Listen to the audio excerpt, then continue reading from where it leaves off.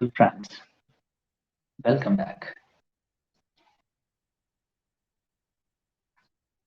Good evening to all of you.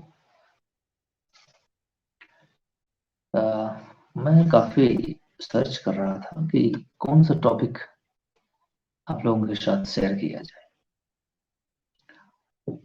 Development share करने के लिए बहुत सारे होते हैं, लेकिन उनमें से भी जो सेलेक्टिव हो, पर्पस देने वाली चीज हो, जिसके पीछे सुनने और देखने के बाद आपको कुछ रीजन मिले और सुनने वाले के लिए वो फ्रूटफुल हो, ये सारे टॉपिक्स हमारे सिलेक्शन के लिए होते हैं। मैं न्यूज बनाने के लिए वीडियो नहीं करता। अगर कोई रीजन नहीं है तो काम तो वैसे बहुत सारे हैं जो हम आपके साथ शेयर कर सकते हैं। करीब 50 टॉपिक हैं, हर दिन आते हैं, जो आप लोगों के लिए इम्पोर्टेंस रखते हैं, उसको मैं शेयर करना चाहता हूँ। और एज ए पब्लिक, जो अभी हमारे पास एक मिशन है called as Gaganyaan, space mission है,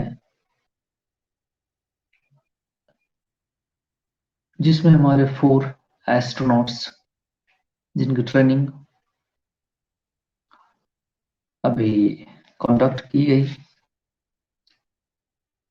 जो फरवरी 2020 और 5 2021 के बीच उनको ट्रेनिंग दी गई रशिया में। रशिया के साथ memorandum of understanding with Indian ISRO organisation, space agency and Roscosmos, Russia space agency, दोनों ने इस पे एग्रीमेंट साइन किए थे और जिसके तहत इनको training the. That's the very first point. और इस ट्रेनिंग में एस्ट्रोनॉट्स को स्पेस एक्सप्लोरेशन के लिए भेजा जाएगा। पर्पज भेजने का क्या है, ये एक बड़ा इंपॉर्टेंट इश्यू है। मैं खुद भी सोच रहा था कि ऐसा हम क्यों कर रहे हैं। कोई और दूसरा प्लेनेट, अभी 3000 प्लेनेट से ज्यादा की रिसर्च अभी तक हो चुकी है अपने इस पूरे गैलेक्सिक सिस्टम में। मिल्की वे गैलेक्सी और डिफरेंट और गैलेक्सीज हैं, बहुत सारे सिस्टम्स हैं स्पेस एक्सप्लोरेशंस में। अभी तक इनहैबिटेबल प्लैनेट कोई मिला नहीं जहां पर लाइफ पॉसिबल हो, जिसमें leading agency NASA, America space agency, उसने बहुत सारे एक्सप्लोरेशन किए हैं दुनिया में डिफरेंट। इवन दो रशिया जो स्पेस एजेंसी है और रोसकॉस्मोस जो सोवियत यूनियन के साथ थी, उसने भी काफी कंट्रीब्यूशन किया है, नॉट ओनली नासा। और हमारे इसरो ने भी अभी तक, जब से फाउंडिंग हुआ 70 के बाद से 50 सालों में, काफी कुछ एक्सप्लोर किया है, स्पेस प्रोग्रेस शो किया है हमारी एजेंसीज ने भी, नो डाउट, इस पे कोई क्वेश्चन नहीं। हमने मंगलयान, चंद्रयान, बहुत सारे मिशन और कंडक्ट किए, जिसमें हम पहली अटेम्प्ट में सक्सेसफुली कंडक्ट उसको कर लिया, अचीव कर लिया ऑब्जेक्टिव। सो ये सारी चीजें हमने भी की हैं और जिस पे हमें प्राइड होता है।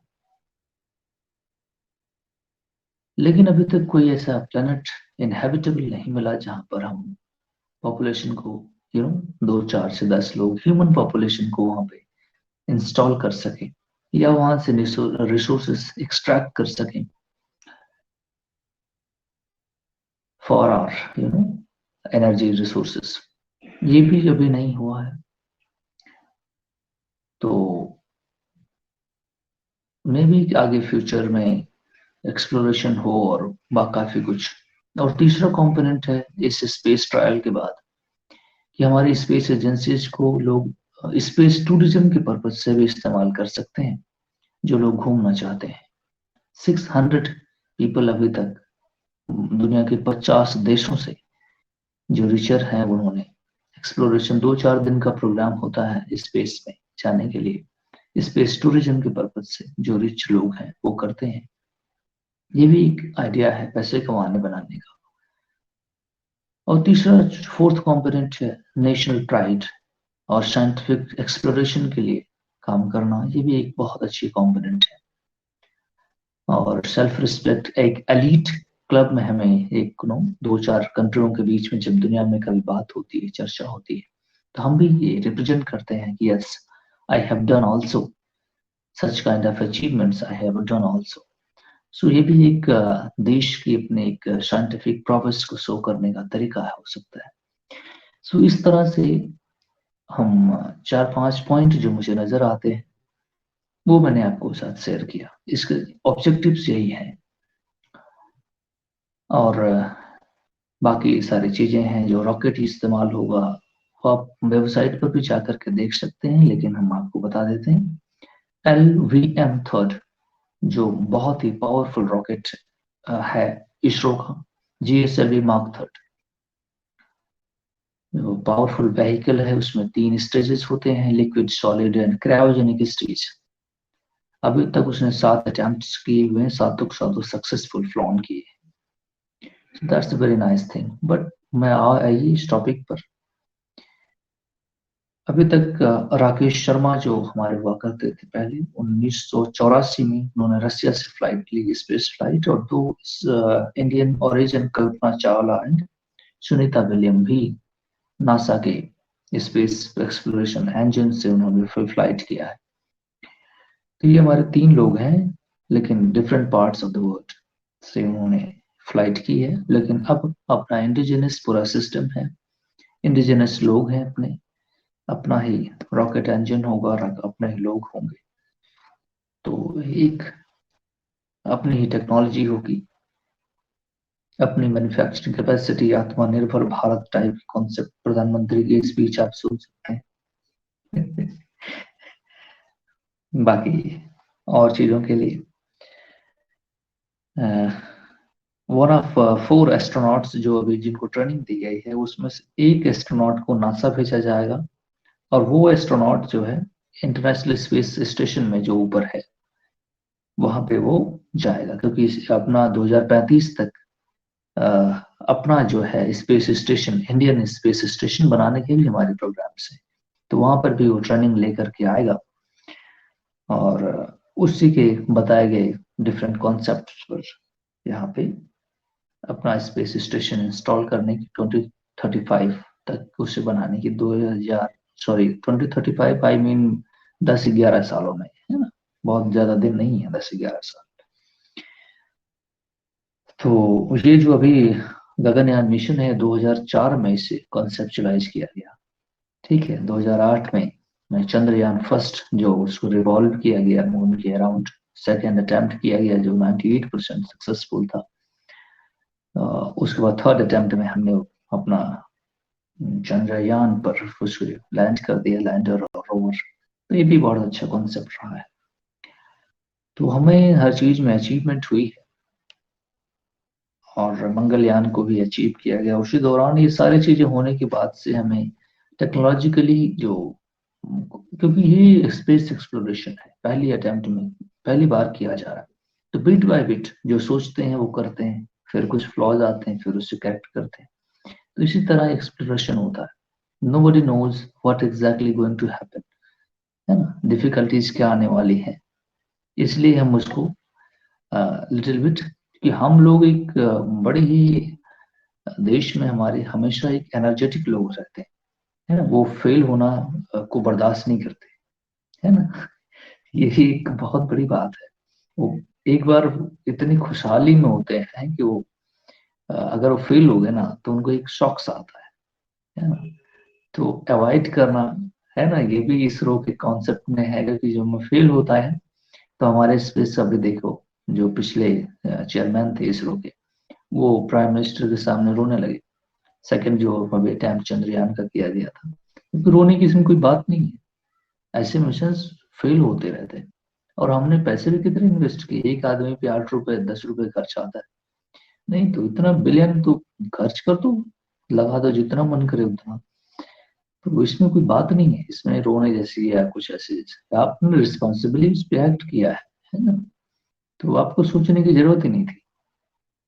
लेकिन जब इमोशन हो जाता है, क्योंकि हम भारतीय हैं, बहुत ज्यादा इमोशनल है ना, जब हम अभी डे टू डे अपने एक्टिविटीज में भी अटेम्प्ट करते हैं, फेल होते हैं, तो जब बाकी आपके जो पास रहे हुए लोग होते हैं वो आपसे नहीं, उनको काफी निराशा होती है। जब सक्सेसिव अटेम्प्ट करो, फेल हो जाओ, तो ऐसा लगेगा कि ये कर ही नहीं सकता। जबकि अगर कोई आप इम्पोर्टेंट काम करते हैं तो आपको उसमें इन्वेस्टमेंट, टाइम, फेलियर नहीं, सीखना, उसमें बहुत सारी चीजें उससे एसोसिएटेड होती है। तो ये भी एक उस मिशन का ही पार्ट होता है। तो चलो ठीक है, हमें भी इस पे बहुत इमोशनल नहीं होना चाहिए, और contribution what we can do best, और इससे हमें अपनी लाइफ से भी सीखने का मौका मिलता है, क्योंकि यहाँ अगर साइंटिस्ट फेल हो सकते हैं, है ना, तो हम सभी लोग वैसे सफरिंग करते हैं, जो पहले अटेम्प्ट कर रहे होते हैं, जिनको चीजें नहीं होती हैं उतना, वो भी अपने लाइफ में भी अनसक्सेसफुल होते हैं, तो इससे हमको ये भी रीड करने का मौका मिलता है। बहरहाल ठीक है, और ये जो अभी मिशन होगा चंद्रयान, गगनयान 1 2 3, थर्ड में मैन भेजा जाएगा, अभी पहले में नहीं भेजा जाएगा, दूसरे में नहीं भेजा जाएगा, ये ध्यान रखें। अभी इस एक्साइटेशन में आने की जरूरत नहीं, अभी इसके डेट भी, शेड्यूल भी तय नहीं हुए हैं, ठीक है, ये बात ध्यान रखें। गगनयान 1 जो अभी इसी साल के लास्ट तक भेजे जाने की सारी संभावना है, अगर सब कुछ सक्सेसफुल रहा तो। विदाउट लाइफ सपोर्ट पूरा सिस्टम उसमें नहीं होगा, केवल यही टेस्टिंग होगी वहाँ का एनवायरनमेंट कैसा है, वहाँ फिजिकल जो हमारा रॉकेट है, जो एपरेटस है, वो वर्किंग में है या नहीं है, ये टेस्ट किया जाएगा।